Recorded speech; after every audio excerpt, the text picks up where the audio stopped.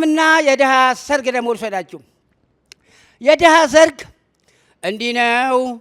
እንዲህ ነው ጋብቻ ወረት ያለወጠው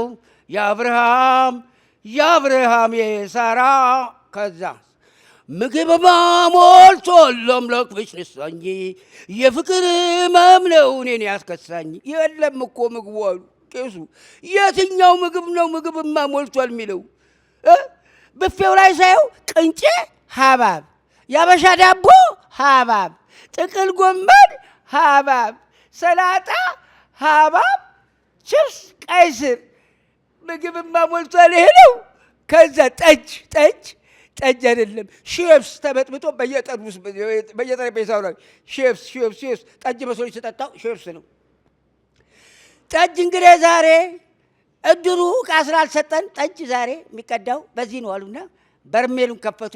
አባ ጸለዩ፣ በአብ ወልድ መንፈስ ቅዱስ ብለው ጠጋ በሉ ምእመናን። ሲጠጉ በጭራ አልጠጣውም እንዳትል ጠጥተሃል፣ ያዝ።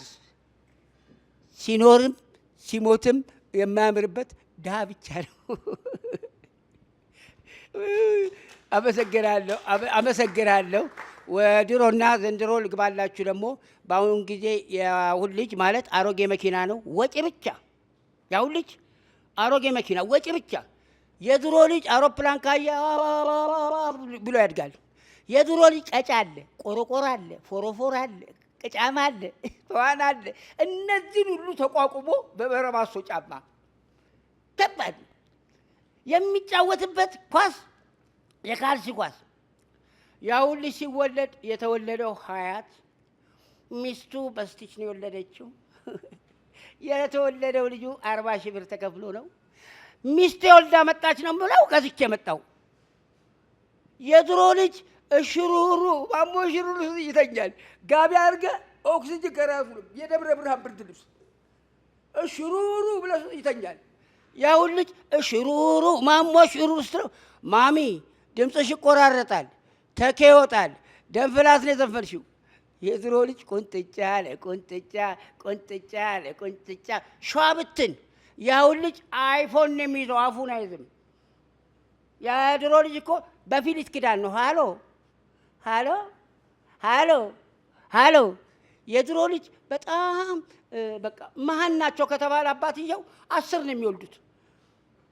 10 በአንድ ደሞዝ አባትየው እየተንገዳገዱ ይሄ በፕሮግራም ያልተወለደ በድሉ ቢያድግልኝ ጉትዬ ጥረግረ ብላ ደምሴ ዣንገዛው ምናምን ሆነው በአንድ ደሞዝ አባትየው ሞቅ ብሏቸው ይመጡና 4 ዳቦ ለ5 ሻሞ የበላ ይብላ ያልበላ የራሱ ጉዳይ። የድሮ ልጅ 16 ሉክ ይገዛለታል። ጀቱን ሲሰራ፣ መርከቡን ሲሰራ፣ ሽጉጡን ሲሰራ ጊዜ ቤት ያልቃል። ጊዜ ቤት አንድ ጊዜ አንዳንድ፣ ሁለት ጊዜ ሁለት፣ ሶስት ጊዜ ሶስት። ያሁን ልጅ ሲባል አፕል፣ የድሮ ልጅ ሲባል አበበ። ያሁን ልጅ የሚበላው አፕል ነው የሚበላው። የድሮ ልጅ የሚበላው ከአትክልት ቤት ተሰርቶ ሳይሆን እንደ ዝንጀሮ አጋም፣ ቀጋ፣ ኮሾ ከረሜላ እነዚህን ሁሉ አጣቦ ይበላና እፉዬ ገና ሲያይ ሰንጋተራ ይሄዳል። እፉዬ ገና ያብሽ ገለባ ሜዳ ለምድ። የድሮ ልጅ የሚያደርገው ኤክስ እና ራይት በረባሶ። ያሁን ልጅ ሪቡክ፣ ኤርማክስ ምናምን በስማም ጫማው አዲዳስ ነው። የድሮ ልጅ የሚገርማችሁ ቀጭ ፎሮፎር የተጫወተበት ነው። የድሮ ልጅ በጣም የሚገርማችሁ የሚማረው ጠመንጃ ያዥ ነው። በቀሎያ ባልቻባ ለብሶ ሚኒሊክ ይጨርስና ቦምባርድ ነው የሚሆነው። ያሁን ልጅ ሉሲ ትምህርት ቤት ምሳቃው 2 ቦታ የተከፈለ። በእኛ ጊዜ ምሳቃችን ሳይሆን ሀሳባችን 2 ቦታ ይከፈላል። ጠዋት እህቴን ምሳ አለ ስላት ዛሬ ምሳ ሹ ካለችን ሽሮ ነው፣ ቆ ካለችን ቆሎ ነው። አንድ ቀን ቁርጥ ነው ብዬ ዜር ቤት ቁልፍ ነው ቤቱ። አነባበሩም የለ ምንም የለ። ያሁን ልጅ ቶርታ፣ አይስክሬም። እኛ ጊዜ የተማርነው አካል ጉዳተኛ ፊደል ላ ሟ ራ ሷ ሿ ቋ ቧ ቷ ቿ ኗ። ያሁን ልጅ እስኪ ጠይቀው ሀግዝ ለግስ ታውቃለህ? ኋት ሀግዙ ካይ እንዴ ምንድን ነው ዳዲ ተምሬያለሁ አላልክም እንዴ? ላፕቶፕ አለው። የድሮ ሴት ታይፒስት ናት። ታይፒስት ጣጣጣጣጣ እቺ አሁን ታይፒስት ጡረታ ስትወጣ የምትቀጠረው ሾላ እበት መጠፍጠፍ። ወደዚህ ልውሰዳችሁና የአሁን ልጅ በ20 ዓመቱ ከቤቱ ይወጣል።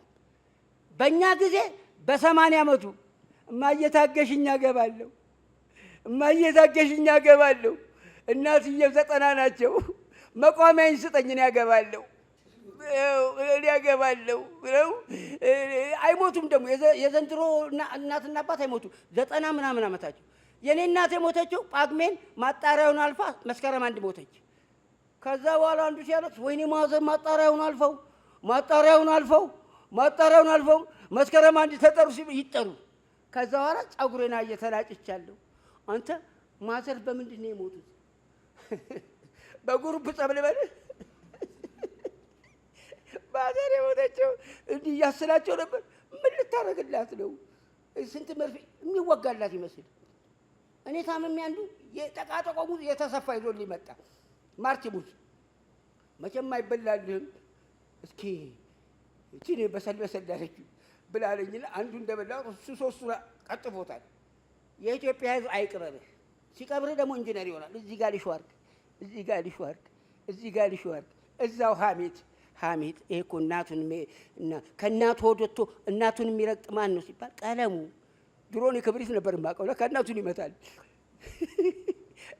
በአሁን ጊዜ የምትወልደው ልጅ 4 ወይ 3 ወይ 2 ከቤት ይወጣሉ። ከቤት ወጥተው ያ ልጅ ምን የሚሆነው ዶክተር ምንድን ነው? እኔ ማዳዲ ዶክትሬት ማጥናት ፈልጋለሁ እዚህ ዩኒቨርሲቲ። በእኛ ጊዜ የተማረርን ነው። ያሁን ልጅ ፖፖ ራሱ ቁጭ ሲል በክላሲካል ነው። እናቱ ለተዋት በወሰድል ብሎ ይጸዳዳል። የድሮ ልጅ ፖፖ የለም፣ እናቱ እግር ላይ ነው። ቁንጮውን ተይዞ ጨርስ ተብሎ ነው። አመሰግናለሁ። ኮሜዲያን ብርቄ ነኝ ከሀገሬ ቲቪ